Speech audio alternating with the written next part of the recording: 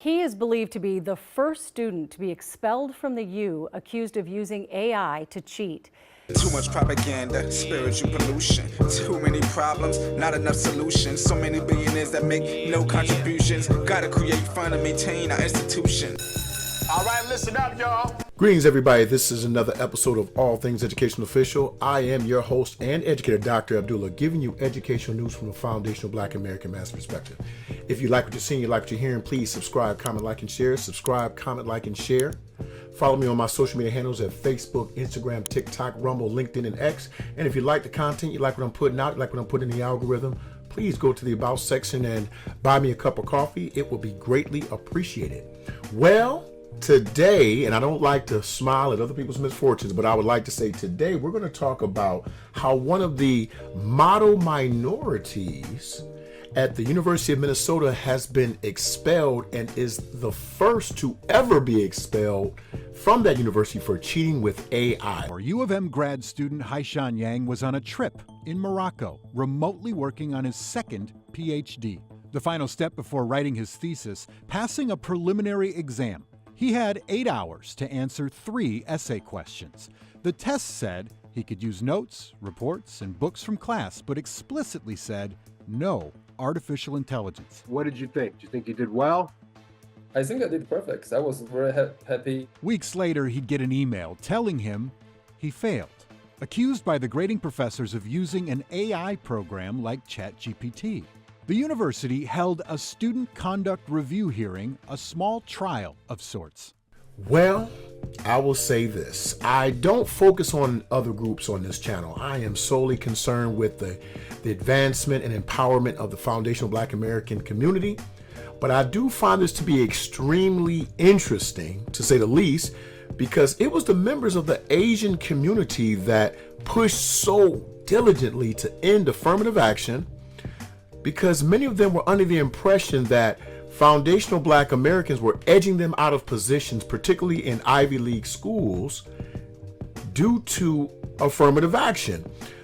They thought that if they got rid of affirmative action, it would eliminate this unfair advantage and consideration that FBAs were receiving. Little did they know that the dominant society's obsession with Black American progress will always be a perfect cover for any and all of these shenanigans that they may or may not, it's alleged, have been involved in or perpetrated. With FBAs out the mix, they now have become the primary target, and well, Yang let us review all the information the 4 professors used, all of them concluding they had significant concerns the paper was not written in Yang's voice and involved concepts not covered in class. When the professors entered the exam into ChatGPT and compared those answers to Yang's, they found certain parts matched in both structure and language. They cited these headlines and these bullet points as suspicious. Professor Peter Hugfeld wrote, "I was struck by the similarities between the two that seemed extremely unlikely to be coincidental." In one answer, Yang used the acronym PCO, which stands for Primary Care Organization. Even though Yang contends the acronym shows up in established journals, all 4 professors said none of them in their careers had ever seen that acronym before. Where else does it appear? They say they found it in ChatGPT's answers. in my opinion, this shows the level of comfort that other groups have acquired due to the fact that foundational Black Americans have always been heavily scrutinized and have provided a buffer and cover. And then there's this, an earlier accusation Yang used AI.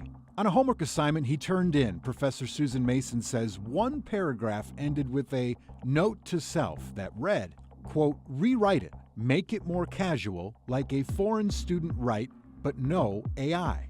In a letter to Community Standards, Mason said she strongly suspected Yang was using AI. Yang admitted he used it to check his English, but denied using it for answers on the assignment. Ultimately, he received a warning from the U. Instead, Yang believes certain professors were out to get him, alleging one professor altered the evidence to make him look guilty. Do you think that this was a conspiracy amongst the professors against you personally? My advisor Branda certainly believe so, and What do you believe? I believe so. About a year before the exam, records show the university cut Yang's financial support after claims of poor performance and disparaging behavior as a research assistant. And the graduate director told me in person that I should consider to quit. Yang appealed with support from his advisor, who called the way Yang was being treated by the department an embarrassment. The U apologized and agreed to restore his funding if Yang agreed not to sue. In over 4 decades in our division, I never have seen this level of animosity directed at a student. I have no explanation for that animosity. So how did the U's mini trial end? After listening to all the evidence, the 5-member panel decided unanimously that Yang, more likely than not, cheated. For that, he was expelled from the university, and with it, a cancellation of his student visa, allowing him into the country. Well, I can say this. A new day is dawning, and we are seeing that even though FBAs, Foundational Black Americans, particularly in educational spaces, will always be targeted, we have begun to understand that we need to create, fund, and maintain our own institutions to mitigate these types of situations ever happening again in our community. Now, they happen continuously, but we're starting to see that if we just sit back and let other groups handle their own business, we can build so that we can flourish and we can be unabated and uninterrupted in our greatness against all those systems beset against us. Once again, this is another episode of All Things Education Official. I am your host and educator, DrAbdullah, giving you educational news from a foundational Black American man's perspective. Please tell me what you think. What do you think about the model minorities now being targeted? Well, particularly at University of Minnesota, allegedly they're being targeted. I would love to hear your comments, love to hear what you think. Once again, I'm always open. You buy me a cup of coffee, go to the About section. You are dismissed. Also, please feel free to follow me and my good brother Michael Burt. We just started our own channel called The Grit Network, honest conversation about all things relative to the community. We'd love to see you over. Follow us at The Grit Network. Thank you and goodbye. Yeah! You are all expurgated. You